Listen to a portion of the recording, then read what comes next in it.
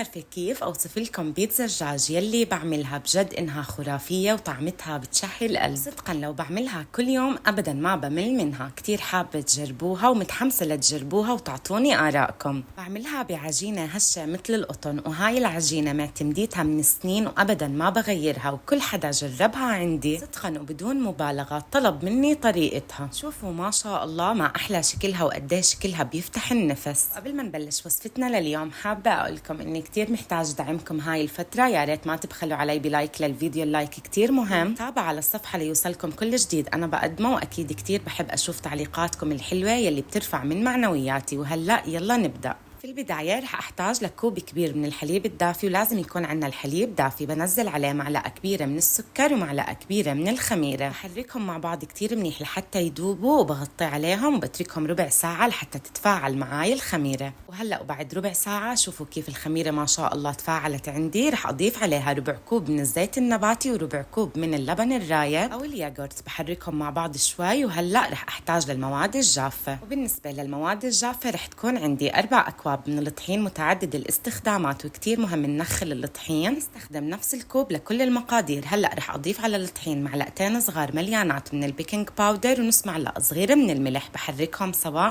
وهلأ رح أبدأ بإضافة الطحين على الحليب والخميرة بشكل تدريجي، وبحركهم بالمضرب اليدوي، وبرجع بضيف كمان كمية من الطحين بحركهم بالمضرب. وبس ليتقل عندي القوام ببدأ بتنزيل الطحين وبعجنهم بإيدي. لحتى تنجح معاكم العجينة وتطلع شي بشهي القلب لازم تضيفوا الطحين تدريجي وتعجنوها كتير منيح لمدة ما بتقل عن 10 دقايق لحتى توصلوا العجينة ما بتلزق بالإيد، وبتكون بنفس الوقت معاكم طرية ومو قاسية كتير. هون أنا ضفت طحين تدريجي. طبعا نوعيات الطحين بتفرق من نوعية لنوعية، ممكن تحتاجوا أقل بشوي من 4 أكواب وممكن أكتر بشوي. بالنهاية توصلوا لقوام عجينة ما يلزق بإيدكم ويكون مثل ما قلت لكم متماسك شوي بإيدكم. وهلأ رح أجيب صحن ورح أدهنه بشوية من الزيت النباتي، رح أنزل عليه العجينة ورح أدهن كمان وجهها بشوية من الزيت. رح أغطي عليها وأتركها لحتى ترتاح. بالصيف بتحتاج من نص ساعة ل 45 دقيقة، وممكن بالشتاء تاخد معاكم وقت أكتر. حابة أذكركم وأقولكم لو ما عملتوا لايك للفيديو يا ريت ما تنسوا اللايك، كتير مهم لدعم الصفحة واستمرارها.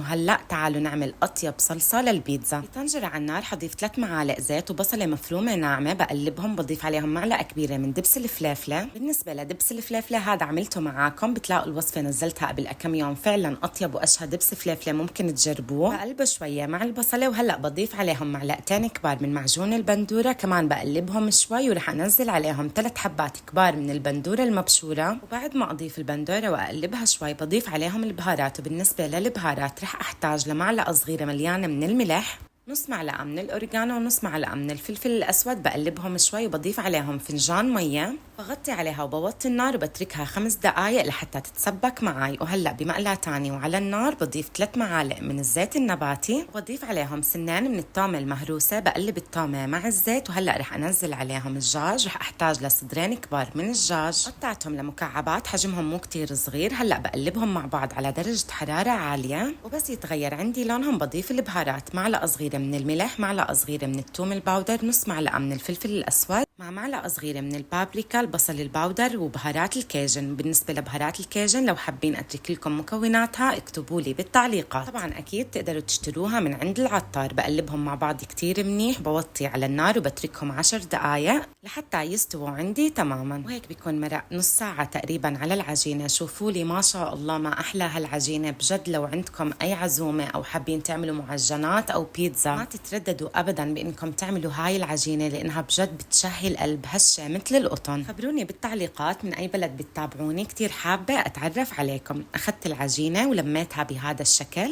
وهلأ رح أرش السطح بشوية من الطحين ورح أنزل عليه العجينة، ورح أقطع العجينة من النص. طبعا بالنسبة لكمية العجينة يلي عملتها رح تعمل معاكم صدرين كبار من البيتزا، أو تقريبا 3 صدورة حجمهم وسط.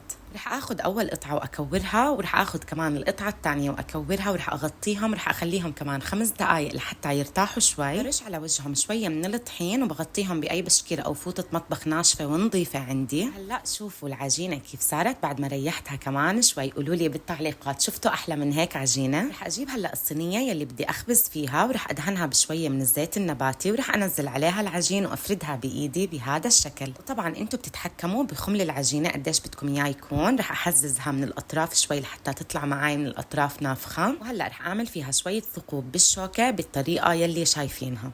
رح أنزل هلأ من صلصة البيتزا شي معلقتين، طبعا الصلصة لازم تكون عندي باردة. رح أرش عليهم شوية من جبنة الموزاريلا ورح أرتب الفطر بهذا الشكل. أكيد كمان لو بتحبوا فيكم تضيفوا الهالابينو. وبعد ما أضيف الفطر رح أضيف الدجاج يلي حضرناه، ما بتتخيلوا نكهة الدجاج قد ايه طيبة. بعد ما أضيف الدجاج رح أرجع أحط كمان رشة منيحة من الموزاريلا على البيتزا. رح أدخلها على فرن محمى قبل بوقت على الرف الوسط على درجة حرارة 180. رح تاخد تقريبا معاكم وقت 10 دقايق، وبعد 10 دقايق أطيب وأشهى بيتزا صارت جاهزة معانا. رشيت عليها رشة أوريغانو وحمرتها من فوق شوي صغيرة. كتير طيبة، كتير متحمسة تجربوها. إن شاء الله تكون عجبتكم وصفتي لليوم، وصحتين وعافية.